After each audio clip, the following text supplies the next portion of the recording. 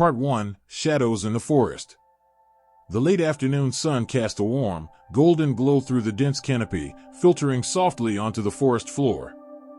The five friends strolled along a well-worn trail, their chatter light and carefree. It was a perfect day for a leisurely outing, hunting game, sharing laughs, and enjoying the peaceful woods. Marcus, tall and confident, led the way with an easy stride and a relaxed smile. His sharp eyes scanned the surroundings, always alert but casual. Veronica adjusted her sunglasses, tossing a playful glance at the others, her demeanor bright and carefree. Harold, the oldest, moved steadily, his face lined but calm, carrying himself with quiet confidence. Blake swaggered ahead, showing off his latest gear and cracking jokes about his big catch, clearly enjoying himself. Vincent trailed behind, relaxed but watching everything with bright, observant eyes, always ready for the next fun moment. They had already hunted a few animals, rabbits and a small deer, successfully, their day filled with the thrill of the chase. Their laughter and camaraderie echoed softly through the woods, a typical outdoor adventure among friends. As the day wore on, Marcus suggested they go further into the woods, to a quiet stream he'd heard about earlier. "Good spot for fishing," he said with a grin. The others nodded eagerly, imagining relaxing by the water and maybe cooking up their catch. As they walked for hours, the trees grew thicker around them, shadows stretching longer as they pressed deeper into the forest, the friendly atmosphere wrapping around them. Suddenly, Harold let out a sharp cry, his face contorting in pain.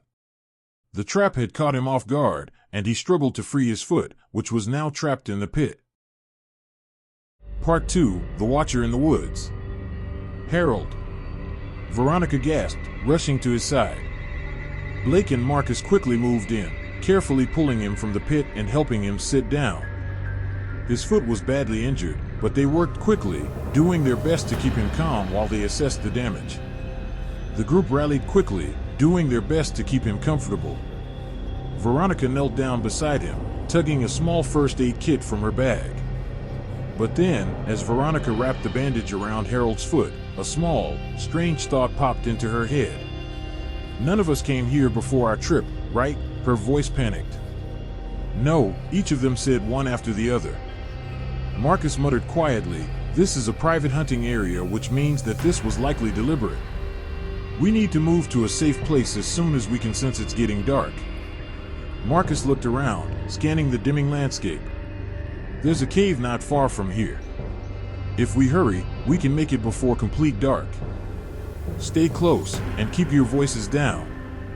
They made their way through the underbrush, the only sound now the occasional rustle of leaves underfoot and the muffled groans of Harold as he limped along. It wasn't long before they found the cave, a small, narrow opening at the base of a rocky outcrop.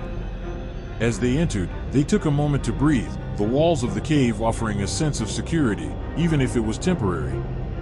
Once inside, there was a brief silence as they assessed the situation. The feeling of being watched didn't go away. It lingered, gnawing at them like an itch that couldn't be scratched. "Let's get a fire going," Blake suggested, his usual bravado thinning as fears set in. "That'll keep us warm, and we can cook something." "Not a good idea," Marcus cut him off, his voice low but firm. He glanced toward the entrance of the cave, his sharp eyes scanning the surrounding dark forest. "If someone's out there, they'll see the smoke from miles away. We're better off staying as invisible as possible." Blake, clearly frustrated but understanding the danger, tossed his gear down beside him. "All right. No fire. But we need to keep watch. Somebody should stay awake." "I'll take the first shift," Vincent volunteered, his voice steady despite the fear swirling in his eyes. He had been quiet for much of the day, observing more than speaking. But now, there was a sense of purpose about him. Marcus nodded and handed Vincent a flashlight. "Keep the beam low. If you see anything, wake the rest of us immediately." Hours passed in the eerie quiet, the only sounds being the occasional whisper of the wind through the trees and the soft shuffling of their bodies as they tried to get comfortable in the cold cave. The world outside seemed to hold its breath, as if even the forest knew they were not alone. Blake shifted uneasily. "Do you think they're still out there?" No doubt, Marcus muttered, his voice barely audible. They could be anywhere. Just as the tension reached its peak, Vincent's voice broke the silence. There's something out there, he said, his tone quiet but urgent. The others immediately froze. What do you mean? Marcus asked, his voice a low growl. I'm not sure, but I saw movement, just past the trees. Vincent's words hung in the air like a warning, and all eyes turned toward the entrance of the cave, where only the faintest outline of the forest could be seen in the starlight. Marcus swallowed hard, then turned to the others. Stay low. Don't make a sound. His heart was pounding in his chest as he stared out into the dark woods, waiting for whatever was out there to make itself known. Part 3: The Price of Fear. As dawn broke, the group woke to find Harold in worse condition. His hands and feet were swollen and mangled, making it impossible for him to walk. Veronica rushed to his side, but the sight of his injuries made her stomach turn. We need to get him out of here, she insisted, panic rising in her voice. We'll carry him if we have to. Blake stepped back, eyes wide. We can't just leave him. Marcus's gaze remained fixed on the cave entrance, his mind racing.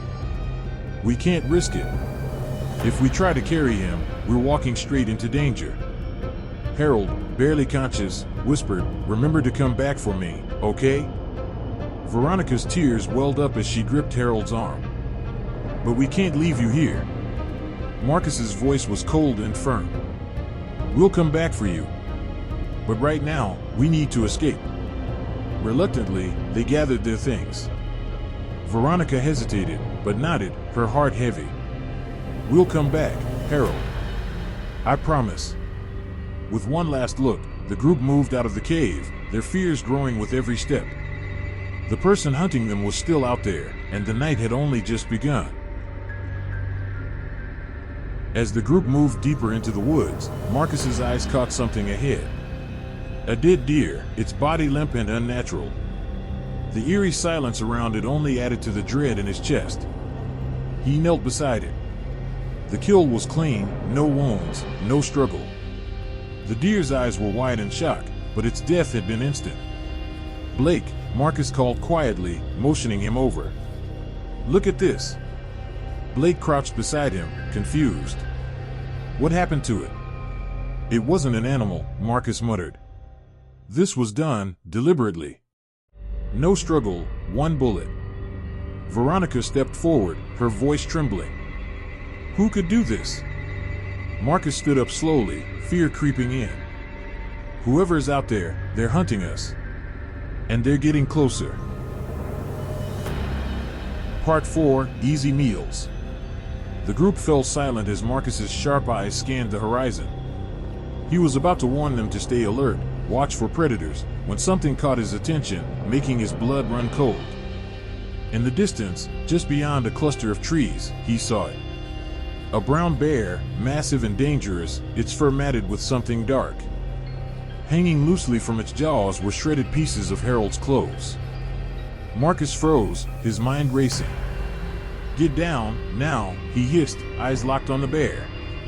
Stay still, stay calm. Brown bears are less likely to attack groups, but... Blake screamed and ran. Marcus, Veronica, and Vincent readied their weapons. But it was too late. They slowly walked backwards, weapons in hand. The bear was too hungry to care.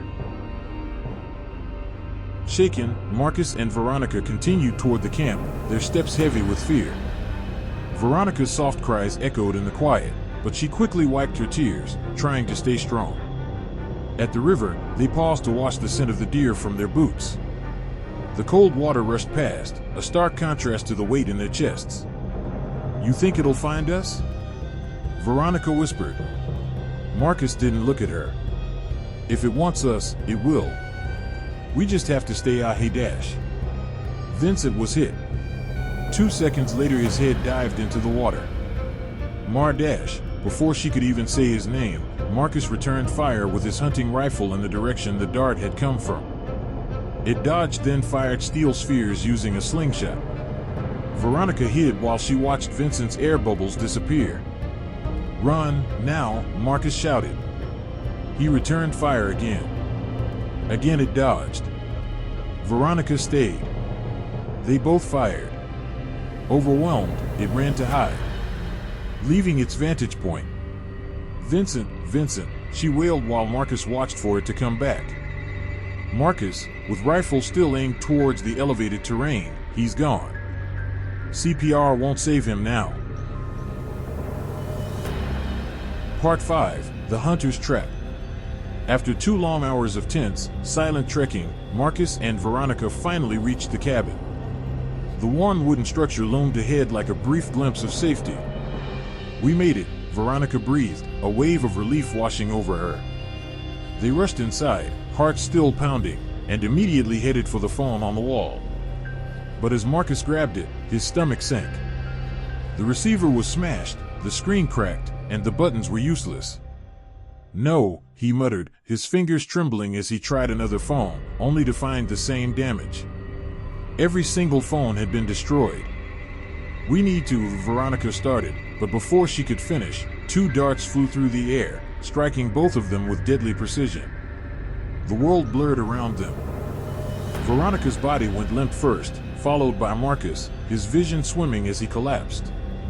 His last thought before darkness took over was that they were not alone. When Marcus regained consciousness, his head throbbed painfully. He blinked, trying to focus, but everything was hazy. A figure stood before him, perfectly still. A man in full camouflage, his face obscured by a full face mask. Marcus's heart raced as he struggled against his restraints, but it was no use. He and Veronica were both tied to separate chairs, the ropes tight and unyielding. "Where?" Veronica murmured, still groggy from the darts. The man didn't answer. He simply stared, his eyes cold and calculating. Marcus's pulse quickened as the reality hit. They were trapped. And this man, the one who'd been watching them, had been waiting for the right moment to strike. Part 6, Reckoning in the Cold. The man's voice was emotionless, as if he'd rehearsed these words 1,000 times. "You don't know me, but you all should. You're responsible for my mother's death." Marcus's stomach dropped. The man continued, his gaze cold and unwavering. "She was the lead ranger here. The day you and your friends decided to break the law, trespassing, hunting in restricted areas, my mother was the one who caught you. She found your illegal kill and was going to report it, but instead of taking responsibility, you bribed the local ranger to cover it up. You lied to get away with it." The man's voice grew more steady. "My mother knew what you'd done. She refused to let it slide. So she went out to investigate, alone, that night. She found the evidence you left behind, but when she tried to report it, you and your group ambushed her, forced her off the trail. You left her to die when the storm hit." Marcus's chest tightened. He couldn't breathe. The man continued, his voice still flat. "You left her out there, alone in the cold, to freeze to death. She died because of you. And you didn't care." A cold silence hung in the room. The man took one slow step toward Marcus. "But now, when it's your lives on the line, you think you deserve to survive. You think your lives are worth saving. You're wrong." He turned, his back to them now. "I will make you understand what it's like to be hunted down by nature." Part 7, The Wild Judges. Marcus and Veronica awoke groggily, wrists tied tightly behind their backs. The ropes burned against their skin. As their senses sharpened, they became aware of a strange, pungent smell, strong, musky, and unmistakably animal. Their clothes were soaked, not with blood, but with something wet and heavy. Chunks of raw deer meat were tied to their clothing, smeared across their jackets and sleeves. Their breathing quickened. The camouflaged man stood over them, calm as ever. "You ignored the value of life," he said flatly. "Now we'll see if yours holds any." Quietly, he dragged them, one at a time, through the forest. The journey was long, silent, and tense. Eventually, he stopped at the edge of a remote, snow-dusted clearing. The air was quiet, but not empty. Veronica's eyes darted toward movement in the shadows, low shapes weaving between the trees. Wolves! The man untied their legs but left their hands bound. He turned to them one last time. "You hunted for sport," he said. "They hunt to survive." He didn't yell. He didn't threaten. His voice remained flat, devoid of anger, yet restraining an intense hatred. Then he walked away, disappearing into the trees. As the forest absorbed him, the first distant howl broke the silence. Then a second. Closer. Marcus and Veronica froze, surrounded by trees and the cold stare of the wild. They were no longer hunters. They were part of the food chain. Part 8. Circle of Silence. The forest was quiet, too quiet. Marcus and Veronica ran, hands still partially bound, legs aching, hearts pounding with every step. Behind them, the howls were no longer distant. They were closing in. Twigs snapped underfoot. Shadows flickered between the trees. The scent of deer meat clung to them, unmistakable. They were no longer people to the wild. They were prey. A growl cut through the silence. Veronica turned, catching a glimpse of a wolf, then two more, low to the ground, eyes locked, calculating.